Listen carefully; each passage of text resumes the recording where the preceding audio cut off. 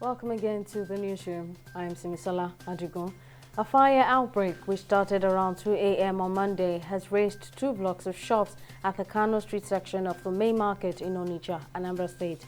According to the state chief fire, Martin Agbili, a distress call was put across to him around 2 a.m. concerning the fire outbreak, and he immediately deployed his men to the area, and they had been trying to quench the raging fire. Although the cause of the fire is yet to be ascertained, the Anambra State Fire Service has since deployed its men to the scene. The Court of Appeal in Ibadan Division on Monday has set aside a judgment of the Federal High Court of Abeokuta, the Ogun State capital, ordering the conduct of a fresh primary by the People's Democratic Party. In a September 27 judgment, Justice Oluremi Oguntoyin had ordered the State Executive Committee of the PDP to rerun the primary within 14 days in a suit filed by aggrieved members of the party working for governorship aspirant Jimmy Lawal. But delivering judgment on Monday in an appeal filed by the PDP, Justice Folashade Ojo declared the lower court was wrong in its judgment, as only the National Working Committee of the party was vested with the power to conduct the primary.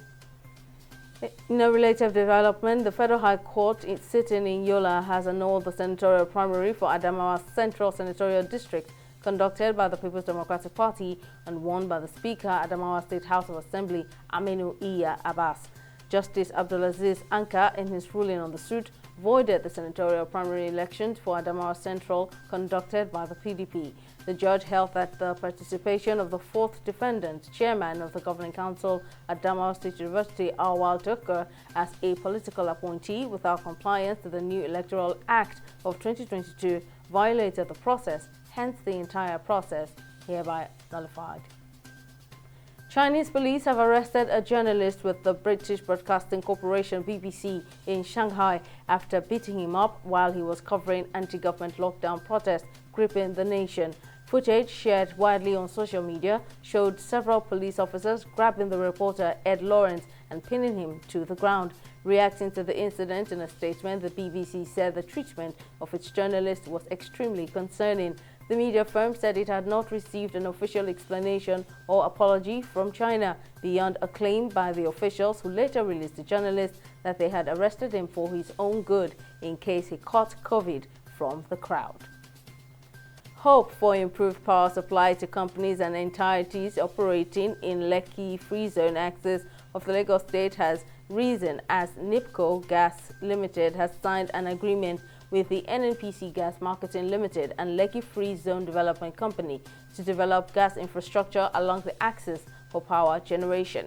The gas pipeline, which is expected to be completed in the next 6 months, will supply gas to the Lekki Free Zone and feed a 24-megawatt power plant in that axis. Speaking at the signing ceremony held in Lagos at the weekend, the managing director of NIPCO Gas Limited, Nagendra Verma, said the deal would facilitate the distribution of gas to Lekki area of Lagos State. Ukraine's President Volodymyr Zelensky has warned of new Russian missile attacks on his country, urging defense forces and citizens to be prepared to withstand a new week of strain on the power grid. The warning on Sunday came as snow fell in Kyiv and temperatures hovered around freezing, with fog forecast overnight.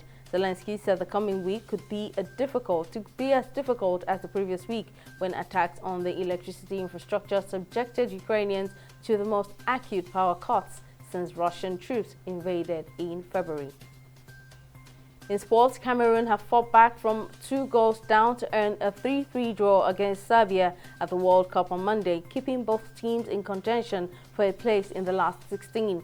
Jean-Charles Castellito scored first for Cameroon, but Serbia led 3-1 after goals from its position players.